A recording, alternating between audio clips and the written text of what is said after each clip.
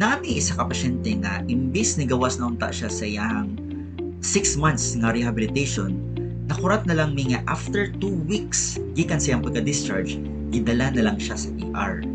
Saya nga oy, mao gani. So, watch the full video para mahibaw-an ninyo ano gidala pa man siya sa ER kung sa di nahitabo sa iya ha. Because ang atuang istoryahan karon is ang mga epekto sa droga o sa shabu sa imuhang lawas. And before we move forward, again, let me just make a disclaimer.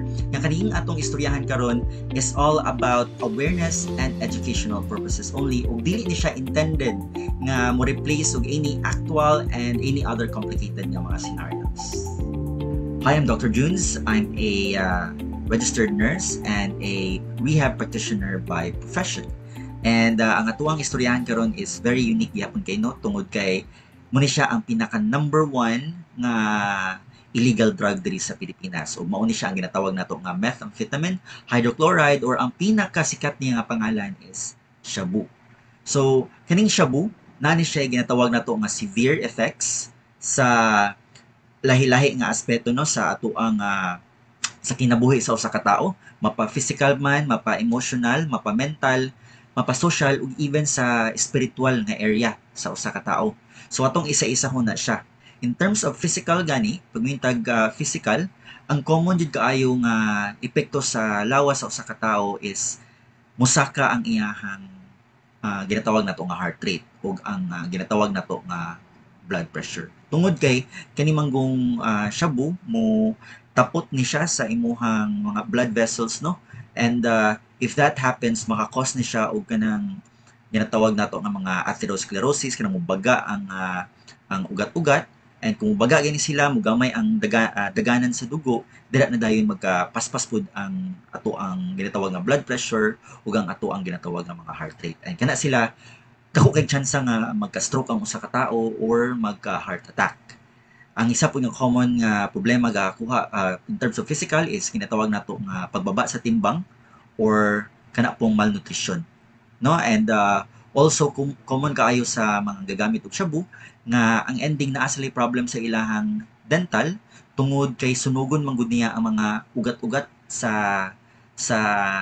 gums sa usa ka tawo. If masunog na siya, dili na dayon ka maglaway. And kung dili na maglaway, dira na dayon manggawas ning ginatawag nato nga cavities o mga dental caries or mga in short mga daot na dayon ang ato ang ipon.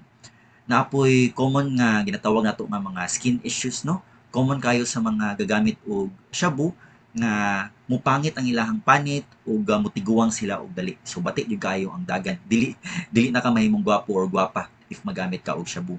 And also very common kayo ang mga organ damage like maigo ang atay, magka liver failure or naputi ginatawag nga kidney failure tungod kay dako og tira siya mga illegal kining shabu no dako og tira sa ato ang organs sa lawas.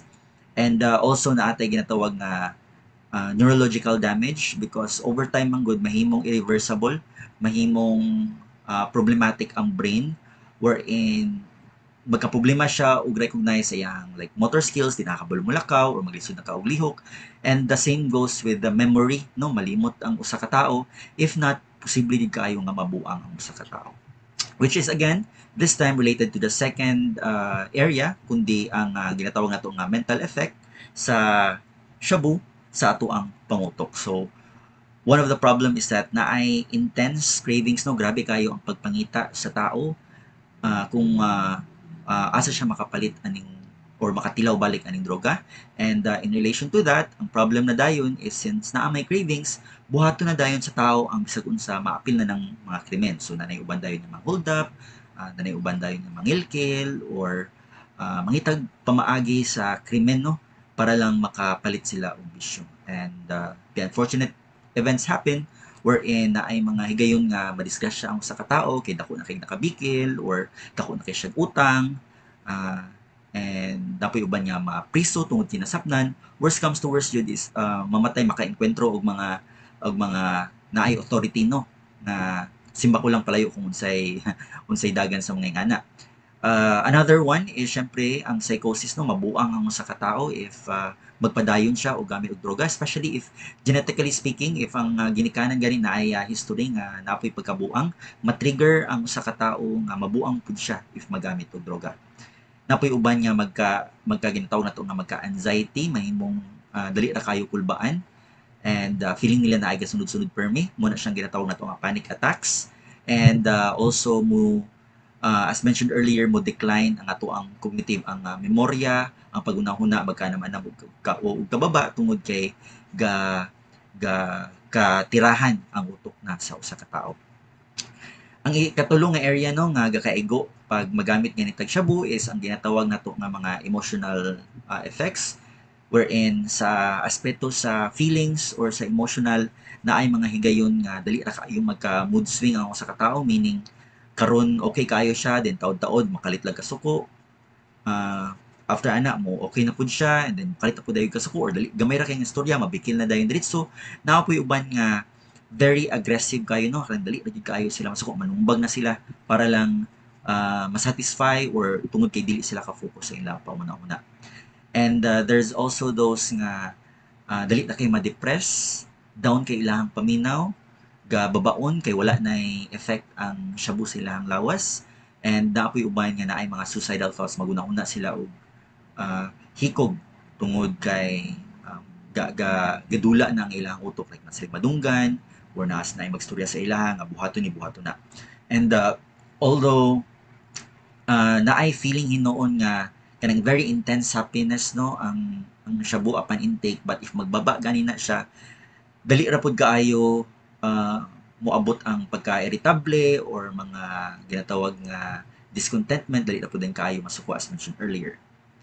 In terms of social effects, ang shabu no, ang kaning ginatawag nato nga methamphetamine hydrochloride, ang common kay nga makitaan is dili na jud pareho sa una ang usa ka tawo. Like socially, naa nay ginatawag nga isolation, mag-inusara na ang usa ka tawo or mamanira sa iyang kwarto kay dito ra siya magtambaya.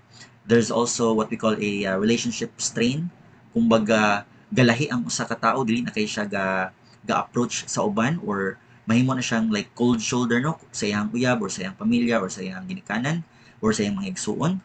In terms of legal and financial problems no, magkaproblema ang tao kay kahurot na iyang kwarta tungod kay again gipalit-palit niya og droga, gipalit-palit niya og shabu tungod kay intense kayo ang cravings. Ang tendency ana is again mo agi sa krimen and magkawatak-watak na dayon ang kinabuhi sa usa ka tawo. And as what I mentioned before, since we're talking about social, there is kanang ginatawag nato nga increased risk of violence and crime. So posible jud kaayo nga mo engage og krimen ng usa ka tawo. And lastly, kaning ginatawag nato nga spiritual effects no, kung Diyos nun or relihiyon ang istoryahan nato na ay taas nga pagbagsak sa purpose or kining tawag nato nga loss of purpose and meaning sa kinabuhi, maabot na siya sa higayon sa tao nga gagamit og shabu.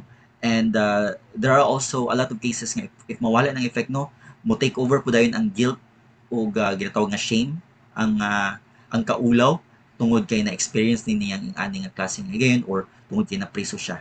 So kani silang tanan no ka-experience sa usa ka tawo nga nagamit og shabu. And there's also what we call a spiritual void, wherein mawala na pud ang pandantaw or pagtuo sa usa ka tawo sa Ginoo tungod kay nalululo na siya sa bisyo. No kani silang tanan no ma-experience ni siya again sa usa ka tawo nga nagsulay-sulay og shabu.